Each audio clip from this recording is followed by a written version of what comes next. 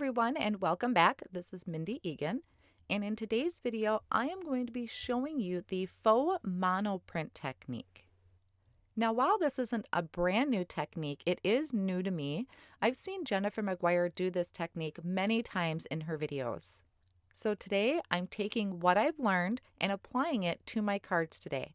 I'll also be featuring the new January 2021 release from Gina Designs. Now, if you haven't heard of the Faux Monoprint technique before, essentially what it is we are creating one background and we will be transferring it to another card. So 2 for 1, which is always great.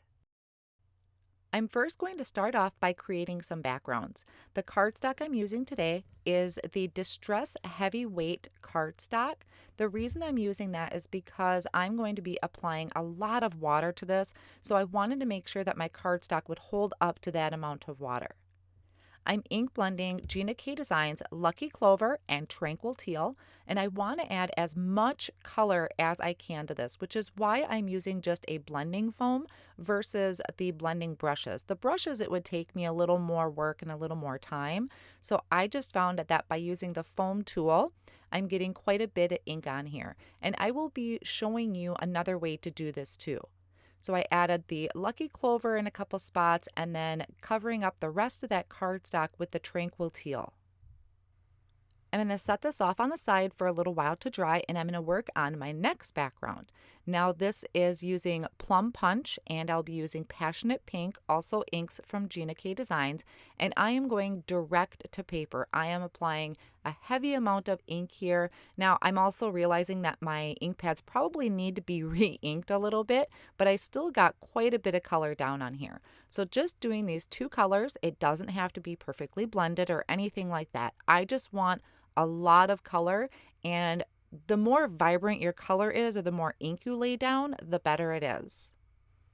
Now, one more way to apply color that I wanted to experiment with was using Tombow markers, because I'm a huge fan of using Tombow markers.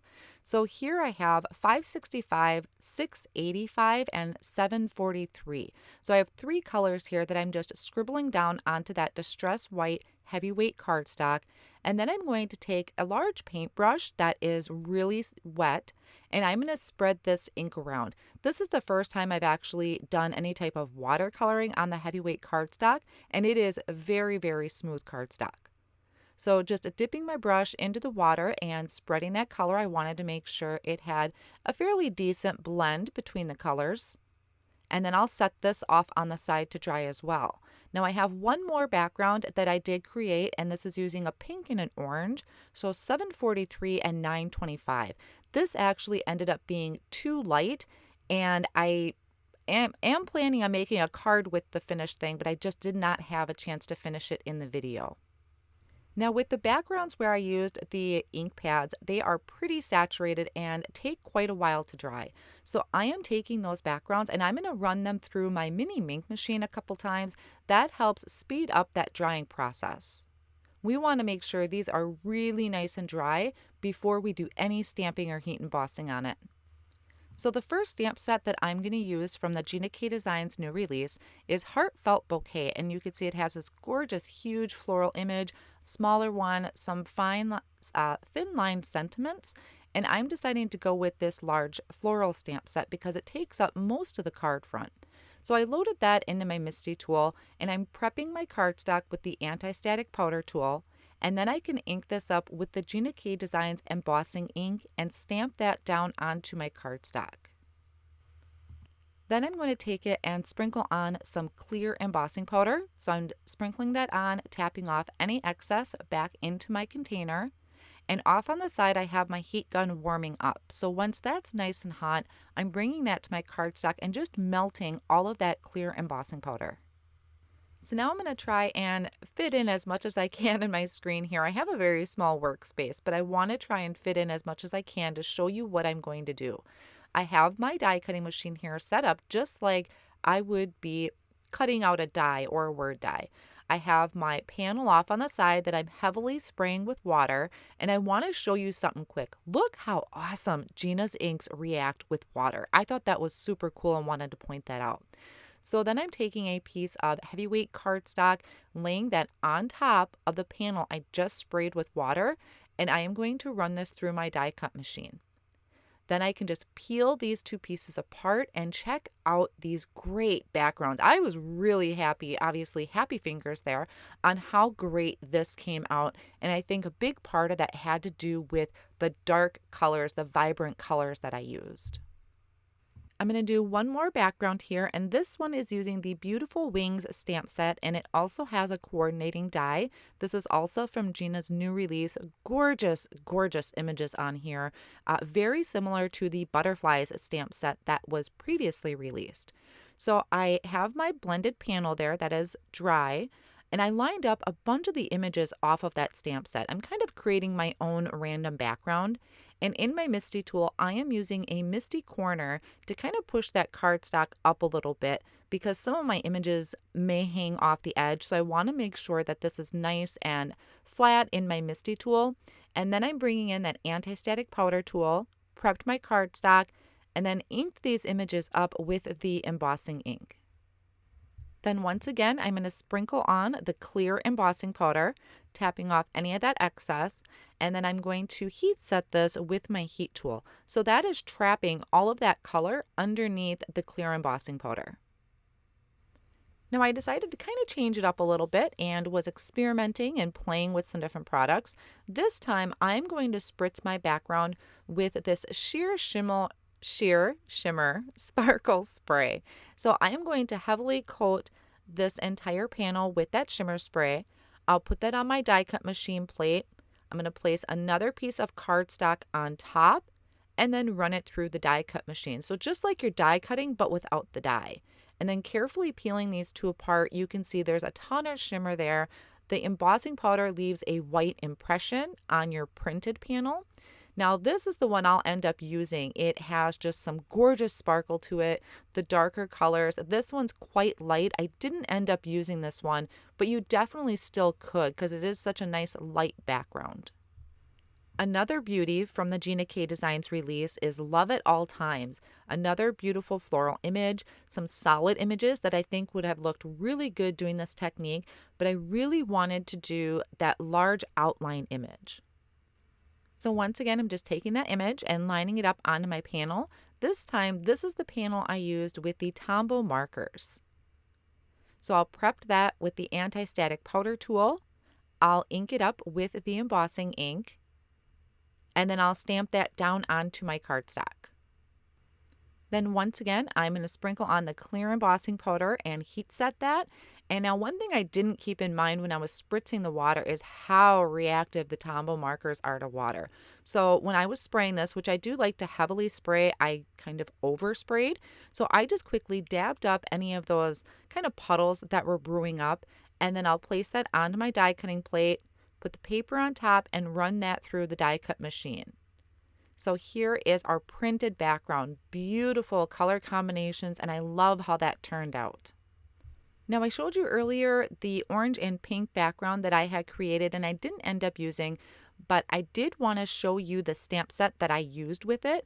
This one is the I Admire You stamp set. It has those large petal flowers down there, which I think was great. So I did the same process, and like I said, I'm still planning on actually using this. I just completely ran out of time in the video to finish these cards. I think these are still gorgeous and just kind of dainty, I guess is the word, because they're so soft. Now I'm going to work on completing a couple cards for you in the video, starting with this background that has the Beautiful Wings stamped images on here.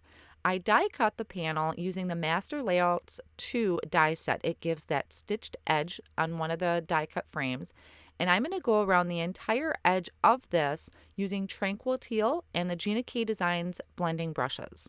Now I did pick up a little bit of shimmer onto my brush, but that's okay. It's not going to hurt anything.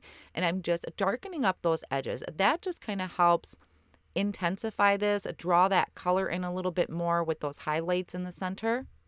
Then I'll take just a rag and buff off any excess ink that might be onto my stamped images. So you can see how it trapped that color underneath the clear embossing powder. Now here's a look at the Master Layouts 4 die set. It has that scalloped edge frame. We have like a postage type of frame, postage stamp frame. 2 hearts, one has a stitched edge, one is clean, and then a couple flag banners and long skinny sentiment strips to die cut. So that's what I'm using right here. This is off of the Master Layouts 4 die set, and I'm going to just trim this sentiment out. Now off screen, I die cut the word friend. This is off of the Word Caps Friend die set from Gina Designs, and I wanted this centered onto my card front, but I can't find my T-square ruler, so using my Misty tool and my Misty rulers, I am using that to help line up this word straight on the front of my card. So I have my tweezers, and I'm just going to attach that with some Connect glue.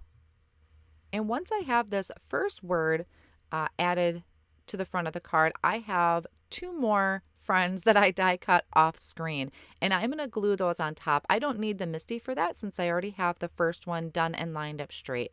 Now I'm just trimming some foam squares into some thin strips so I can line that behind my sentiment, and then after I remove the backing, I'm going to add that right underneath the word friend. So friend, it's been too long.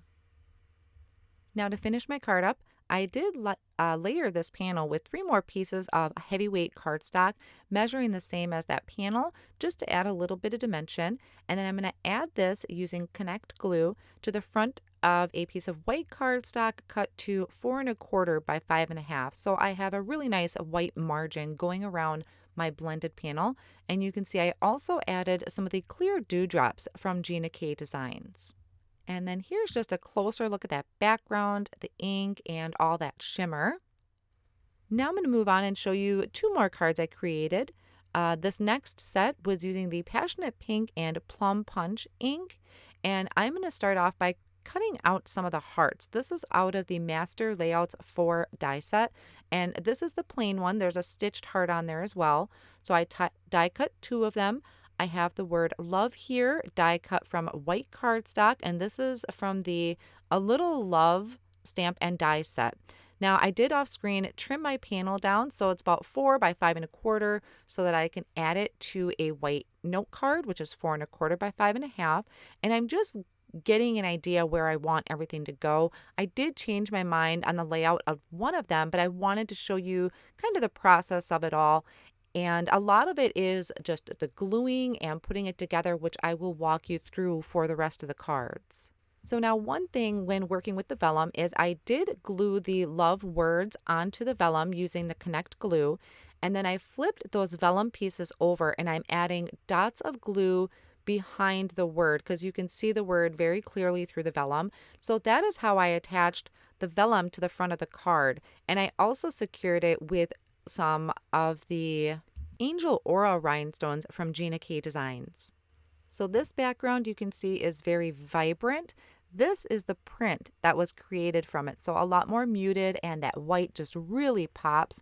I could have die cut that love word from black, but I really liked just the beauty of the white. And you can see I shifted my die cut vellum heart over to the one side of the card just for something different. Okay, so the last set of cards I have here for you that I completed off screen, this is using the Tombow marker background, and I die cut that panel using the Master Layouts 2 die set so it gives me that stitched edge. I added a piece of white cardstock that I die cut using the Master Layouts 4, that's giving me that scalloped edge, and then I attached those panels to a piece of craft cardstock, which I thought just looked really pretty with these colors and those backgrounds. For sentiments, I used the die cut hugs from Gina Designs and also the word caps hello. And then for each of them, I added just a few of the Angel Aura rhinestones around the sentiment using the Connect glue. So there we have it, Faux Monoprint. I really loved trying out this technique for the first time, and it creates so many cards and they're so unique. I really enjoyed this and I hope you did too. I will have all of the supplies listed down below in the video description and over on my blog as well. Thank you so much for joining me today, and I'll see you again real soon.